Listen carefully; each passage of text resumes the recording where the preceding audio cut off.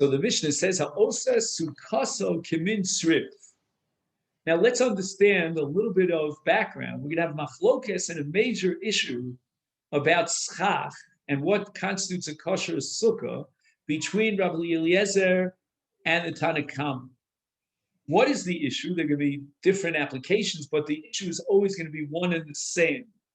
And that is that your schach does not come to a roof, but rather it's schach that just simply, like a teepee, hits each other from both sides. Or for example, if let's say you had schach on an angle and it's resting on a wall, but it never gets vertical up to a roof so that you can put the schach on top of the roof. Basically, the issue is this is like an overlap, very confusing, between a dolphin wall and schach. What is it? Is it schach or is it a wall? There actually is no schach. Well, yeah, one way to see it is that there's no schach because it's all dolphin. The other way is to see it that it's both dolphin and schach, even though it doesn't look like it. So osa sukasa kamin srif. So the first case in the Mishnah is he has kind of like, I call it, I don't know if this means anything to you, a teepee, right? A teepee sukkah. You have a picture of it? Okay, good. Like a dome. Dome shaped, excellent. And this was used by bird trappers. They would hide inside, and then they would trap the bird. The bird didn't see them when they were inside this teepee. Well, here's another case. And in this case, smacha lakosa. He has simply a dolphin that's made of schach, and it goes up against another dolphin.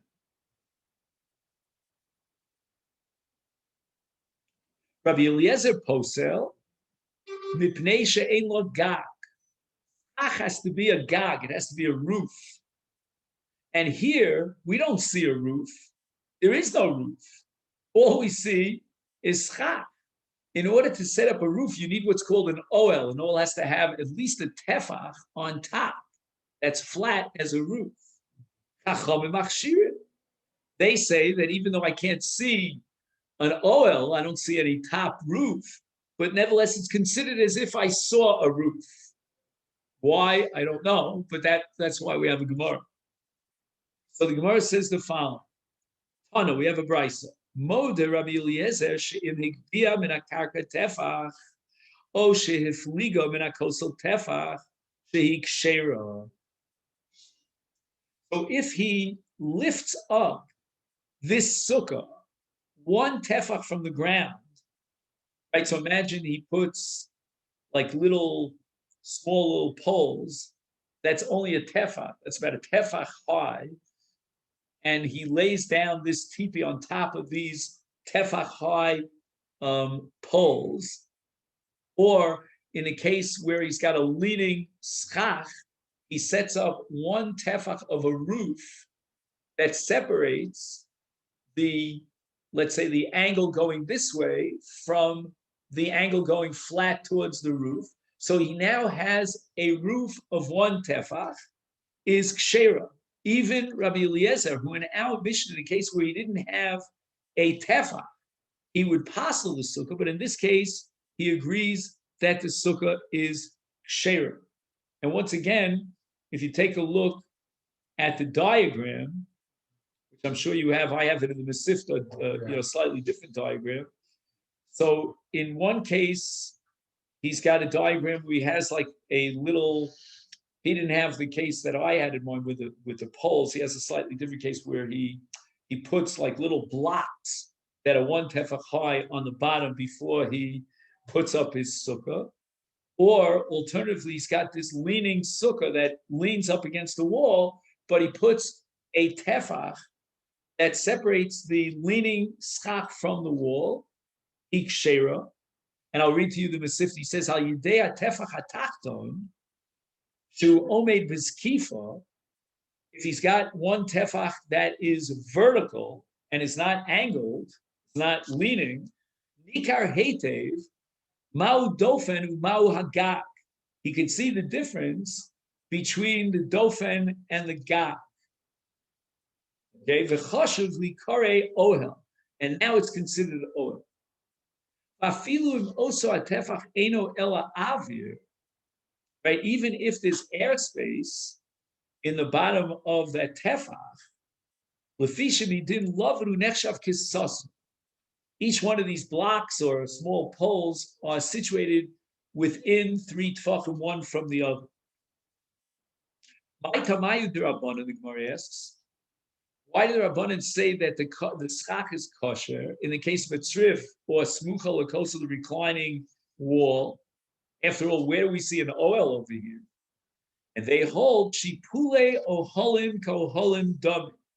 When you have an oel that's made like a tzrif, meaning the defanos of this oel are mishupos, meaning on an angle, until they finally reach that chud ha'elyon, that top point, or when he leans it against the wall b'shipua, that is called an oel. Even though I can't see a difference between the gag, the roof, and the defanos, nevertheless, it's considered an oel based on the principle of shipule oholim koholim dam. Abai ashkechel Rav Yosef the kagani b'kilas chasanin. Right, if you remember, we spoke about kilas chasanin. It's kind of a canopy bed, which means that it's a bed that has a flat bottom. That's where you sleep. And then it has, let's say, 2 poles that are vertical and 1 pole horizontal. And he lays out a, let's call it a canvas or a sheet over it. So again, it looks like a teepee. And he's sleeping inside the canopy of Yosef, inside his sukkah, on sukkahs. Ole, Abai says, Iman, apparently you have accepted the shita of Rabbi Eliezer. Rabbi Eliezer holds that if there's no physical gag of a tefach, of a roof, then it's not an oel. And that's why he apostles a leaning sukkah or the tipi sukkah. And if that be the case, you're not sleeping inside an oel because there is no tefach on top. So you're sleeping directly inside a sukkah. But Shavkis Rabbanu v'Avdis Rabbi Eliezer, are you dropping the sheet of the Chachamim, which are rabbin, we usually passing like the majority, and you're accepting the dissenting single view of Rabbi Eliezer? Amalei, Brisa Ipchatoni. I have a Brisa that switches the shitos. And it was Rabbi Eliezer who said that the sukkah is kshera, and the Chachamim were the ones who said the sukkah is psula. It's not considered an oel. They never accepted the principle of shipule oholim koholim dam. And this is the language of the Brisa, Rabbi Eliezer machshir v'chacham poslim. And therefore, if chachamim are poslim, it means that you're not considered an oel if you don't have that tefach. And therefore, I'm not sleeping in a separate oel. I'm sleeping in the sukkah. So Abai is not happy with that. He says, Shavkis masnisa and v'avdis kebrisa, just because you have a Brisa that switches around the sheetas, therefore you drop a Mishnah. A Mishnah has more authority and reliability than a Brisa. Amalei masnisin yechida. I'm going to prove to you that the Mishnah is only one opinion, a single opinion, that's outvoted in terms of who holds what in the Machlokes Rabbi Eliezer Chachamim. Isanya also Sukkah k'mitzrif o shesmacha lekosel. Rabbi Nassan Omer. Now, from the fact that it says Rabbi Nassan, it means that the majority of the Chacham had a different version. His version was Rabbi Eliezer Posel, Mipnei she'ein lo gag, Chacham machshirin. And that is what we have in our Mishnah. So our Mishnah now is attributed to Rabbi Nassan. But the Chachamim themselves had a different girsa, which was codified in the Brisa, as we saw before. And it's just the exact opposite. The Chachamim are the ones who say that you're not Yotzei the mitzvah because you don't have an obvious roof, and therefore I'm allowed to sleep in the kilas chasanim, inside the sukkah. And now we're up to the Mishnah here in the middle of Daf Yutes Amid Beis. Machzeles, and here I would add a mem just for clarification, mikanim. So you have a mat that's made of very tough, solid reeds, and generally speaking, we don't like to rest and recline on something that's so hard. the he gedola, so it really has the size, the length of a human body, so I could rest on it. And the Mishnah says, according to the Tanakama, asal l'shkiva, if you designate it for sleeping purposes, then mekabelas tuma, it has the halacha status of a kli. It's a bed for sleeping, and it receives tumah mesachet.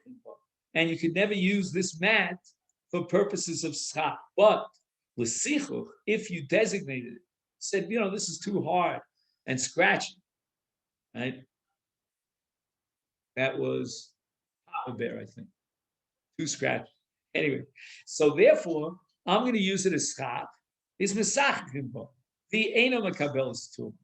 It's not a kli because it's only designated for schach. Person designated. That's going to be the sugya. The whole sugya that we're going to learn now revolves around who makes that decision. And probably what the Mishnah is talking about, again, I don't want to let the cat out of the bag, of stomach. In other words, what do we assume if he didn't say this way or didn't say that way? But again, that's going to be very difficult in the language of the Mishnah because the Mishnah says asa'ah lib, and that seems to indicate that he will decide. Rabbi Eliezer Omer, achas ketana v'achas gedola, you're telling me that it's only a long sukkah that can be designated for shchiva. I'm going to tell you that even a small sukkah, even a small mat can be used for shchiva. Asol l'shchiva, mekabel stuma ve'misachim ba, and l'sichuch, if he designated for sichuch, misachim ba ve'ein mekabel stuma. It seems that the machlokus between Chachamim and Rabbi Eliezer revolves around a small mat. So the Gemara asks, Gufa kasha. This Gemara, for anyone who likes methodology, if this was a class, not in Daf Yomi, but in how to learn a piece of Gemara, this would be such an excellent example of how a Gemara analyzes a Mishnah. This is so typical. Gufa kasha. There's a contradiction here with the law of the excluded middle. What do I mean? Amrit, you told me at the beginning of the Mishnah that I saw the L'Chchiva, Mekabel Stuvei Mesachim. It all depends upon whether he designated it for reclining. Taima, the reason why it becomes a Kli is because I saw L'Chchiva, he explicitly designated it for that purpose. Hastama, the implication is that if he didn't decide one way or the other, he didn't designate this Machzeles, this mat, for anything, he was open-minded, L'Sichuch, then it could be used as schach. The only reason why it's possible is because he designated explicitly for shchiva. But Vahadar Tani, let's read the Sefer of the Mishnah. L'sichuch, if he designated it for schach, then misachim ba ve'ena mekabelas tuma, which implies that the only reason it's kosher as schach is because he explicitly designated it. So Taima, the reason it's schach is that so l'sichuch hastama. The implication is that if he didn't have anything in mind, that it wasn't designated, then stama l'shchiva, we assume it's for reclining, it's mekabel tumah, it's possible as schach. So we have this case in the middle of stama, and we have a contradiction between the Reish and the Sefer in the case of stama. Holo kasha. Kan b'gdola, v'kan b'ktana. When the Mishnah at the beginning says that it all depends upon whether you designated it, that's the case of a gdola. In the case of a gdola, if he didn't designated for any specific purpose, then it's omedes l'sichuch. We assume that he wants it for schach because it's so large that it's full of very hard pieces and it's not so comfortable. But kan in the Sefer of the Mishnah, we're talking about a katana, and a machzeles katana. That's what you use to recline on. It's made of a softer material, and that's what you use for. Therefore, if he wasn't miyachid at beferish, he didn't say one way or the other, then we have to assume that it's designated for shchiva, right? Because that's normally what's comfortable in the case of a katan. Gemara says, wait a minute, that works out according to the sheet of the Chachamim. Bishleim l'rabbanan lo kasha. Now you can differentiate between a gdola and a katana. El Rabbi Eliezer, but wait a second, Rabbi Eliezer explicitly equated the din of a machzeles gdola with that of a katana. Is kasha disnan, because it says in the Mishnah, by the way, the Maharsha doesn't have this girsa, but in our girsa, Rabbi Eliezer Omer, achas katana v'achas gedola, asa'al l'shchiva, mekabelas tuma, v'ein misachim ba. And we're going to have the same exact, what we call diyukim sosrim, of a contradiction between the Reish and the Sefer, according to Rabbi Eliezer. Why? Because time of das sol shriva. The reason why it's excluded, and it doesn't matter what kind of mat, what the size of the mat is because he designated explicitly for what? For reclining purpose. That means it's a kli, it's a bed, and it's makabel tumah, and therefore it's possible schach. Hastam implying that if he didn't designate it one way or the other, l'sichuch, we assume that a mat is designated for schach. But aim a sefer. Let's look at the sefer. Asal l'sichuch. If he, and only if he designated it for schach, then misachim ba, v'eina mekabelas tumah, taima dasal l'sichuch, hastam l'shriva.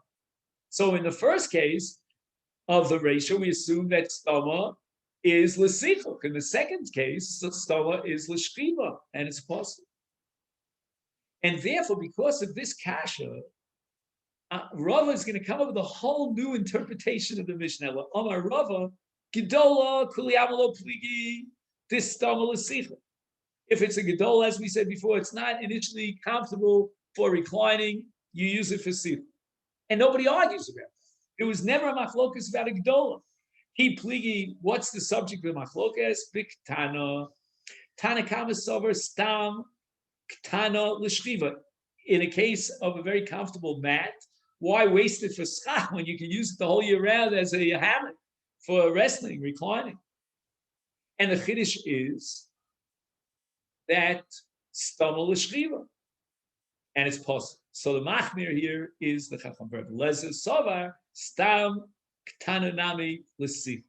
Rabbi Eliezer thinks that, you know what, a person in general, when he has the option of using a machzelas as schach, he wants to take advantage of such an opportunity. So therefore, Rabbi Eliezer equates a sukkah, a mapotz tana, a machzelas katana with a machzelas gedola. And in both cases, we're going to assume that it's l'schach. Stama is l'schach. And that's the kula of Rabbi Eliezer. V'hachi Kamer here on the top of Chaf. He says, this is how we're going to interpret the words of the Tanakhama, that Mishnah. Machzelas hakonim gedola, asol l'shriva, mikabelas tuva v'yein mesachim bo. And taima dasol l'shriva. Hastama, if it was a case of stama, nasik misha sol l'sichuch, v'mesachim bo. And that's what the Tanakhama meant in the Sefer when he said l'sichuch mesachim bo, v'eino mekabelas tuma. And therefore we interpret the Tanakhama as referring to a machzelas gedola, and he designated explicitly for shriva. And therefore it's mekabelas tuma v'ein mesachim bo. If on the other hand, we cannot interpret that he means it for sichuch, right? I'm sorry, if on the other hand we could interpret it for sichuch, which means in the case of stama, he didn't designate it for reclining, then it has the din of sichuch and in mesachim bo. But ketana, asol sichuch mesachim bo, time it asol sichuch hastama, nasa kemisha nasa l'shriva v'ein mesachim bo. And in that case, also Rabbi Eliezer Lemeimer, achas ketana v'achas gedola, your whole distinction between a gedola and a ketana is irrelevant. And exactly what you said about a ketana is going to be true for a gedola. And it's stama ksheira l'sichuch. He's going to be mekil, and he's always going to assume that stama is l'sichuch. So this is where we're going to stop for today. And Amir Hashem will review this last sugi again tomorrow, because the beginning of the daf tomorrow on daf chaf is based on what we started today, and we'll go over Rava and all the permutations, and then we'll be ready for Abayi's two objections to it. Today, everything's manufactured factory. And they tell you, this is sleeping. This, right. So then, stock. But in those days, right. Exactly. Our contemporary situation would not be relevant to this entire suit. It would be the manufacturer who would decide whether it's kosher or schach.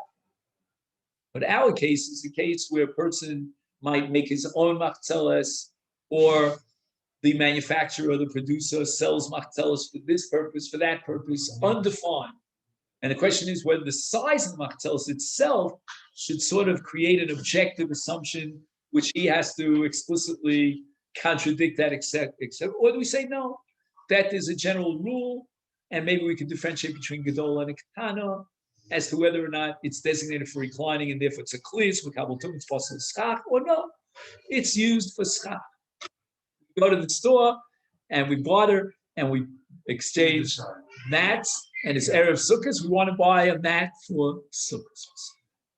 Okay then? All right. Everyone should have a great day.